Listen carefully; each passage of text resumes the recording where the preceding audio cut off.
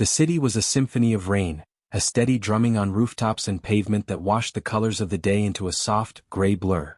Inside the old city library, the world was a different place. Here, the air was warm and carried the gentle, dusty scent of paper and glue, of stories waiting to be told. For Brittney, this was more than a workplace, it was a sanctuary. The tall, heavy shelves were like the walls of a fortress, and the quiet hum of the fluorescent lights was a familiar, comforting song. She moved through the aisles with a quiet grace, her soft-soled shoes making no sound on the worn carpet. Her life was a simple, carefully ordered one. She lived in a small apartment with a friendly cat named Mittens. She met her friends Isabella and Charlotte for coffee every Saturday, and she spent her evenings reading books with happy endings. It was a good life, a safe life. But sometimes, in the deepest, quietest part of her heart, she wondered if it was also a little lonely. She was 24 years old and she had never been in love. She had never even held a man's hand for very long. The boys she had known in school seemed silly, and the men she occasionally met were loud or didn't understand her quiet nature. The bell above the library's main door jingled, a sound usually soft but now sharp against the backdrop of the storm. Brittney looked up from the cart of books she was reshelving. A man stood in the doorway, shaking water from his dark coat. He was tall, with a presence that seemed to make the very air in the room grow still and heavy. He wasn't like the usual patrons, the students with their backpacks, the elderly ladies looking for large print novels. This man was different. His jaw was set in a firm line, and his eyes, a cool, piercing gray, scanned the room as if he were assessing it for threats. He moved with a controlled power like a tiger walking through a field of sheep. Brittney felt a nervous flutter in her stomach. She watched as he walked toward the information desk where she stood. He didn't smile. He simply looked at her, and for a moment she felt like a very small bird being studied by a hawk. "Can I help you?" she asked, her voice barely more than a whisper. "I'm looking for a book," he said. His voice was a low rumble, deeper than the thunder outside. "A collection of poetry. Whispers of the Shoreline. It's old, probably out of print." Brittney knew the book. It was one of those obscure, beautiful volumes that almost never got checked out. It lived in a quiet corner of the poetry section. "I know the one," she said, finding a little courage. "Follow me, please." She led him through the maze of shelves, acutely aware of his presence behind her. He was so quiet, his footsteps silent. She could feel the weight of his gaze. When they reached the poetry section, she had to reach up to a high shelf, her fingers brushing against the worn spine of the book. She handed it to him. His large, strong hands took the book with a surprising gentleness. For the first time, his stern expression softened just a little. "Thank you," he said, his eyes meeting hers. In that moment, she saw something flicker in their gray depths. Not coldness, but a deep, profound loneliness that mirrored her own. It was there for only a second, and then it was gone, hidden away behind a wall of stone. He paid the small fee for the library card with a crisp bill, gave a short, polite nod, and then he was gone, disappearing back into the rain from which he came. The library felt suddenly emptier, the silence louder. Brittney stood there for a long time, staring at the door. The image of the mysterious man burned into her mind. She didn't even know his name. Later that night, in a part of the city where the buildings were taller and the lights brighter, the man sat in a sleek, dark office. The room was expensive and modern, but it felt as cold and empty as a vault. The man's name was Scott. He was a boss, the leader of a powerful organization. People feared him. They whispered his name in warnings. His most trusted friend, a man named Rocky, stood before his desk. Rocky was big and tough, with a kind heart buried under layers of loyalty to Scott. "That was a risk, Scott," Rocky said, his voice gruff with concern. "Going out alone like that. Morgan has his eyes everywhere." Scott didn't look up from the old book of poetry on his desk. He had been unable to stop thinking about the girl from the library. Her kindness, her quiet voice, the way she looked at him not with fear, but with a gentle curiosity. She was like a splash of color in his black and white world. "It was necessary," Scott murmured, more to himself than to Rocky. Rocky sighed, recognizing the distant look in his friend's eyes. "Civilians are a weakness, Scott. You know that. Especially one as innocent as that. Morgan will use her against you if he finds out." Scott's fingers traced the gold lettering on the book's cover. He knew Rocky was right. His life was one of danger, power, and violence. A woman like Brittney, a woman who had never known anything but kindness, did not belong in it. She was a song he could not afford to hear, a light that would only be extinguished by the darkness that surrounded him. But as he sat in his silent office, The memory of her face was the only warm thing in his world. And he knew, with a sinking feeling in his chest, that his carefully controlled life was about to change forever.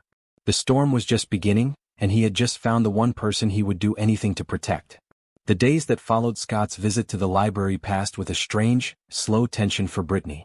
The ordinary rhythm of her life, the quiet mornings sorting returned books, the cheerful lunches with Charlotte, the peaceful evenings reading in her favorite armchair felt different now, as if she were watching a familiar play from a great distance. Her mind kept drifting back to the man with the gray eyes. She would find herself staring at the poetry section, half expecting to see his tall, silent figure there. She felt a confusing mix of nervousness and a deep, curious longing. It was a feeling she could not name, a restlessness she had never known before. Meanwhile, in the shadowy world he ruled, Scott was grappling with that same restlessness. He had tried to put the kind librarian out of his mind. He had business to attend to, a rival to manage, an empire to run. But her image persisted. It came to him in the quiet moments, a ghost of gentle warmth in his cold existence. He had instructed Rocky to have her watched from a distance, a simple precaution he told himself, to ensure his brief interaction had not drawn any unwanted attention her way. He would never admit, even to himself, that he just wanted to know she was safe and happy in her simple world. It was this very watchfulness that uncovered the danger. One of Rocky's men, positioned in a car down the street from Brittney's apartment, noticed a sleek, black sedan with tinted windows that did not belong. It circled the block twice, moving with a predatory patience. The report went immediately to Rocky, who brought the grim news to Scott. The rival, a cruel and ambitious man named Morgan, had indeed discovered Scott's interest. Morgan saw not a person in Brittney but a tool. He saw a perfect, unguarded pressure point, a way to get to the man who seemed to have no weaknesses. Brittney, unaware of the storm gathering around her, decided to walk home from the library one evening. The sky was a deep, bruised purple, and a cool wind whispered through the city streets. She pulled her light jacket tighter, thinking about the book she was reading, about making a simple pasta for dinner. She was so lost in her own thoughts that she did not notice the black sedan gliding to a smooth stop at the curb just ahead of her. She did not notice the two men in dark suits stepping out until they were directly in her path. They were large, with cold, empty eyes. "Brittney," one of them said, his voice flat. "You need to come with us." Quietly. Fear, cold and sharp, shot through her veins. Her heart hammered against her ribs. She took a stumbling step backward, her mind screaming, but her voice was trapped in her throat. This was not a random mugging. They knew her name. This was something far worse. "Leave her alone." The voice came from the shadows of a nearby alleyway. It was low, calm, and carried an authority that made the very air crackle. Scott emerged, followed closely by the formidable shape of Rocky. Scott's face was a mask of cold fury, his gray eyes like chips of ice. He moved with a lethal grace, placing himself squarely between Brittney and the two men. The men hesitated, recognizing him instantly. Fear flickered in their previously blank eyes. "This isn't your business, Scott," one of them stammered, trying to sound brave. "Everything about her is my business," Scott replied, his voice dropping to a dangerous whisper. "Tell Morgan if he sends so much as a stray dog to look in her direction, I will personally deliver it to his doorstep. Now get out of my sight." The threat needed no embellishment. The two men scrambled back into their sedan, which sped away with a squeal of tires, leaving behind only the smell of burnt rubber and the echo of their fear. Brittney stood frozen, trembling from head to toe. The world had just tilted on its axis. The kind, quiet man from the library was gone, replaced by this terrifying, powerful figure who commanded fear with a mere glance. Scott turned to her, and the icy mask melted away, replaced by a look of intense concern. He took a step toward her, but she flinched back, a small, terrified movement. "Brittney," he said, his voice now soft, the rumble of a distant storm. "You're not safe. Those men work for a very dangerous person. He knows about me, and now he knows about you." I don't understand," she whispered, her voice shaking. "Who are you?" "My name is Scott, and I need you to trust me. I need you to come with me right now. My home is secure. No one can get to you there." He held out his hand, not to grab her, but as an offering. It was a large, strong hand, the same one that had so gently taken the poetry book. Tears welled in her eyes. Everything in her life of quiet routine screamed at her to run, to call the police, to go home and lock the door. But she looked into his eyes and saw the same lonely, protective man from the library. She saw the truth in his words. The men in the sedan were real. The danger was real. With a shaky breath, her heart pounding a frantic rhythm against her chest, she placed her small, cold hand in his. It was the biggest leap of faith she had ever taken. He led her to a waiting car, its engine purring softly. Rocky drove, his eyes constantly scanning the mirrors. They drove in silence through the city, which now looked like a foreign and menacing place to Brittney. They eventually arrived at a tall, modern building, all steel and glass. Scott's apartment was on the top floor. When the elevator doors opened, she stepped into a space that was breathtakingly beautiful, but felt more like a museum than a home. Everything was expensive, minimalist, and impeccably clean. There were no personal photos, no messy stacks of books, no signs that anyone truly lived here. It was a fortress, a gilded cage, just as he had promised. He showed her to a guest room that was larger than her entire apartment. "This is your room," he said. "You can lock the door if it makes you feel safer. No one will enter without your permission. You have my word." He left her there, closing the door softly behind him. Brittney stood in the middle of the vast, silent room, hugging herself. She was a prisoner, but her jailer had saved her. She was terrified, but the source of her fear was also her only protector. That night, as she lay in the unfamiliar bed, she listened to the sounds of the city far below. She heard the quiet, steady footsteps pacing in the living room outside her door. He was keeping watch. He was standing guard. And in the midst of her swirling fear and confusion, a small, fragile seed of trust began to take root in her heart. The first few days in Scott's apartment passed in a strange, quiet blur for Brittney. It was a life of suspended animation. She was safe as he had promised. The doors were reinforced steel, the windows were bulletproof glass, and a silent, efficient man named Rocky was often stationed near the entrance. Yet, the very things that protected her also reminded her that she was trapped. She spent her time wandering the spacious, sterile rooms, feeling like a ghost in someone else's life. She would look at the abstract art on the walls and the sleek, uncomfortable furniture and feel a deep ache for her own cozy, cluttered apartment with its soft blankets and well-loved books. Scott was a careful, distant host. He provided for her every physical need. The refrigerator was always full of food, there was a stack of new books for her to read, and he had even procured a small, fluffy gray kitten for her to care for, which she had named Smokey. But he himself remained mostly closed off. He would check on her, ask if she needed anything, but his conversations were brief and polite. He was a fortress within a fortress, and Brittney could feel the high, impenetrable walls he had built around himself. She saw the tired shadows under his eyes and knew he was still pacing the halls long after she had gone to bed, a silent sentinel in his own home. The nightmare came on the fourth night. It was a chaotic, terrifying jumble of dark sedans, grabbing hands, and Scott's face, cold and angry, turning away from her. She woke with a start, her heart thundering, a scream caught in her throat. The unfamiliar, dark room disoriented her, and a wave of pure, childlike fear washed over her. She began to cry, soft, helpless sobs into the silence of the enormous room. She felt more alone than she had ever felt in her entire life. The sound, though muffled, traveled in the quiet of the night. Scott, who had indeed been sitting in the living room reviewing security reports, heard it.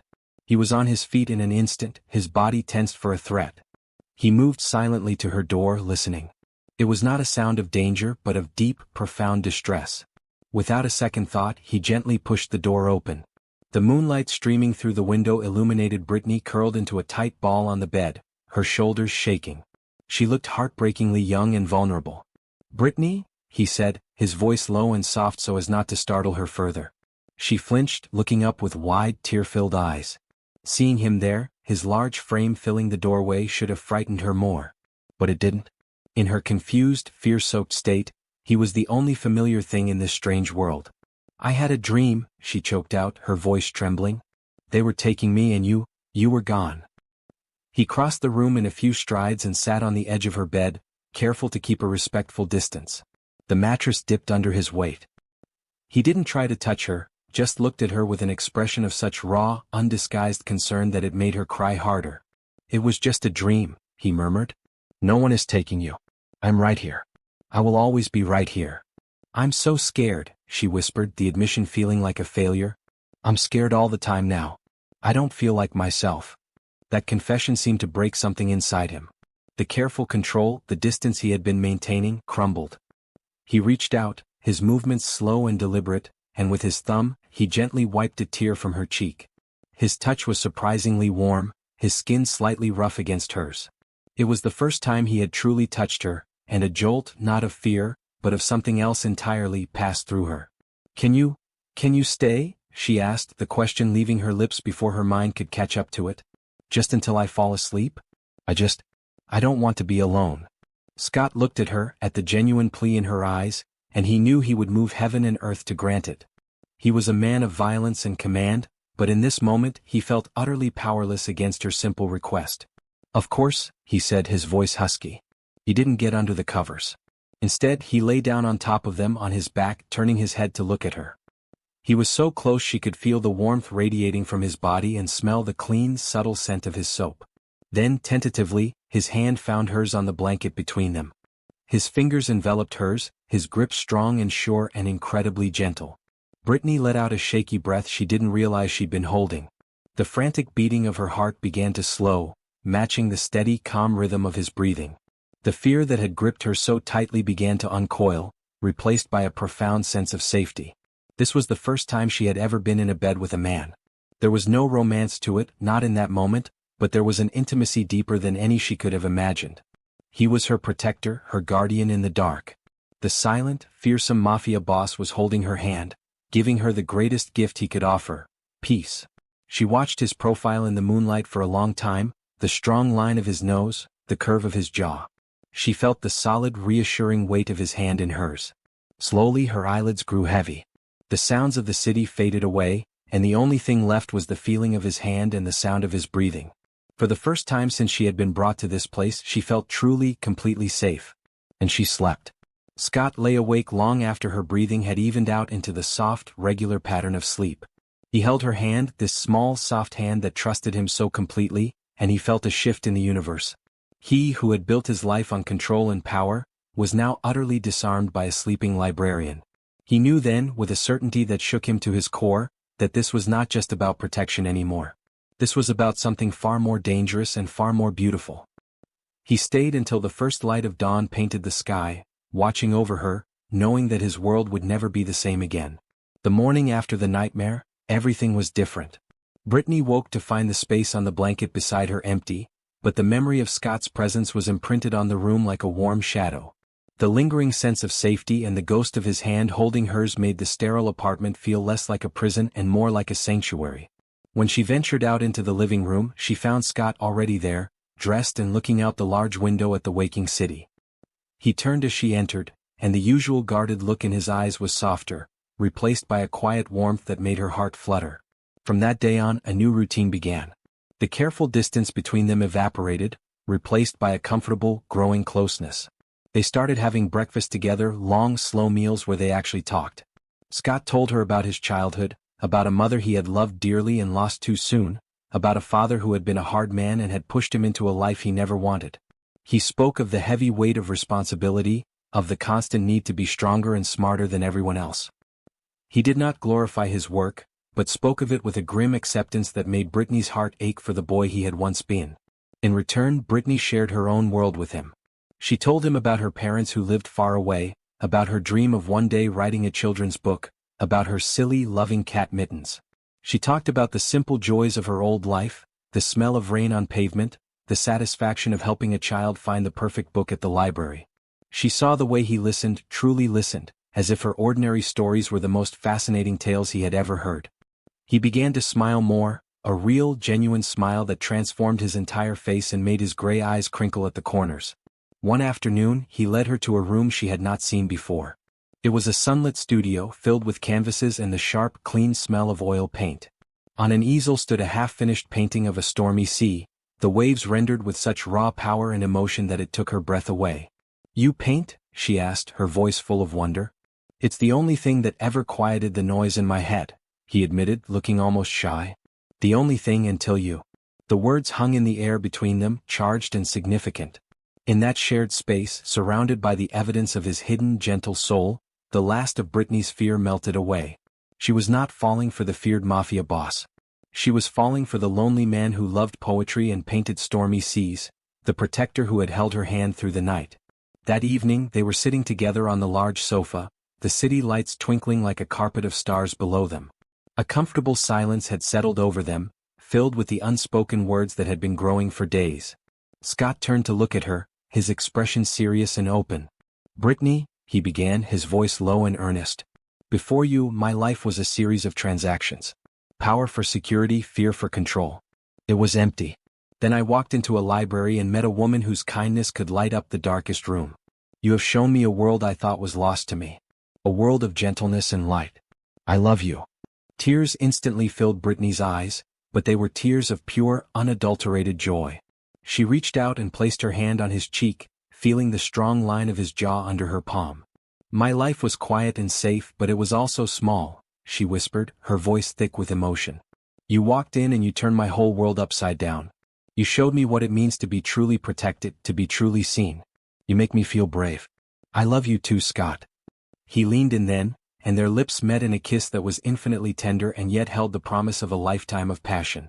It was a kiss that sealed their confession, a silent vow passed from his soul to hers. In that moment, the world outside, with all its dangers, ceased to exist. There was only the two of them, wrapped in the warmth and certainty of their love. The sound was deafening. A violent crash from the front of the apartment, the splintering of wood and metal. The moment shattered like glass. Scott was on his feet in an instant, pushing Brittney behind him, his body a shield. Rocky's voice roared from the entrance hall, followed by the sickening thuds of a brutal fight. Morgan's men had found them. They had come in force. "Stay behind me," Scott commanded, his voice the cold, hard tone of the boss he was. He moved toward the door, but it burst open before he reached it. Two large men charged in, their eyes fixed on Brittney. Scott met the first one with a devastating blow, moving with a lethal efficiency that was terrifying to behold. Rocky was grappling with another in the hallway. But there were too many. A third man slipped past the struggle, his gaze locked on Brittney. Scott saw him a second too late. As the man lunged for her, Scott threw his own body in the way, shoving Brittney violently back onto the sofa, out of harm's reach. A sharp, loud crack echoed through the room. Scott staggered, a dark, blooming stain spreading rapidly across the shoulder of his white shirt. He had been shot. Brittney's scream was a sound of pure, unthinkable terror. "Scott!" The world slowed to a nightmarish crawl. She saw the pain contort his features, saw his knees buckle. The men, seeing their primary target fall, hesitated for a fatal second, which was all the enraged Rocky needed to subdue them. But Brittney saw none of that. Her entire universe had narrowed to the man she loved, crumpling to the floor, his blood staining the beautiful, expensive rug.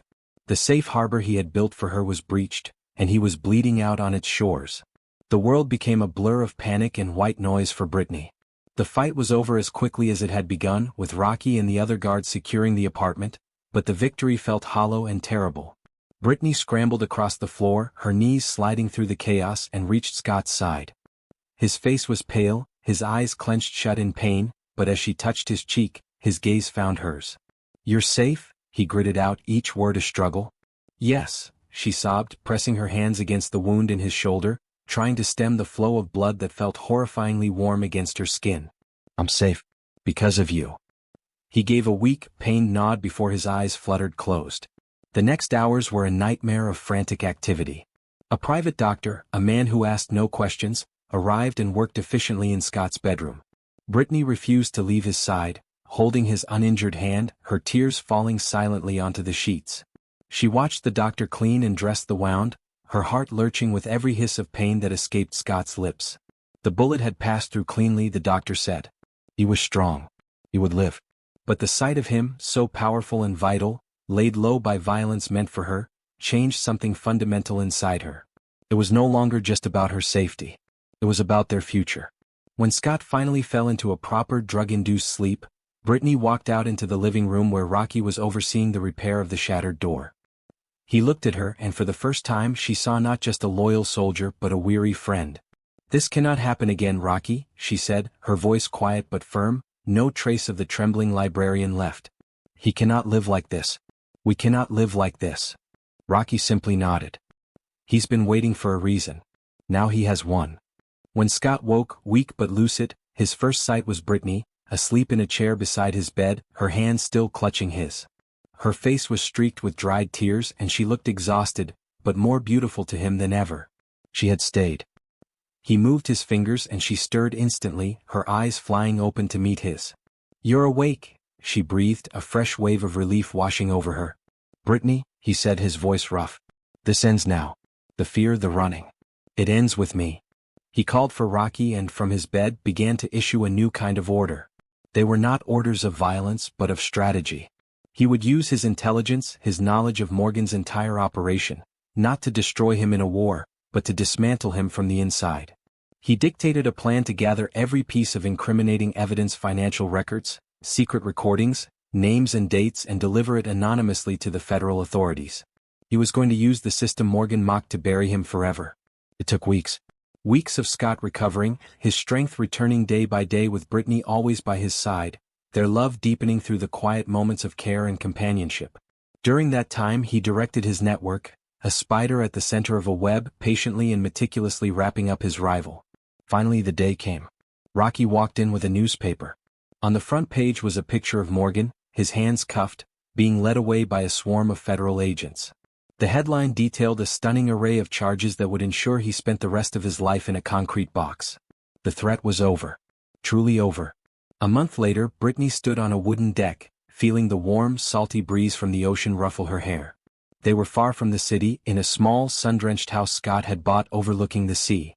It was simple and warm, filled with books and light, a world away from the cold penthouse. There were no bodyguards at the door, no bulletproof glass on the windows. There was only the sound of the waves and the cry of the gulls. Scott came to stand beside her, slipping his arms around her waist from behind.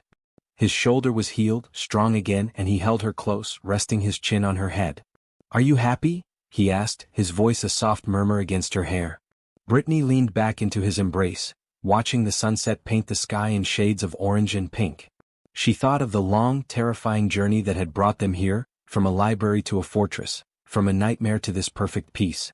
She turned in his arms and looked up at him, at the man who was her protector, her partner, her first and only love.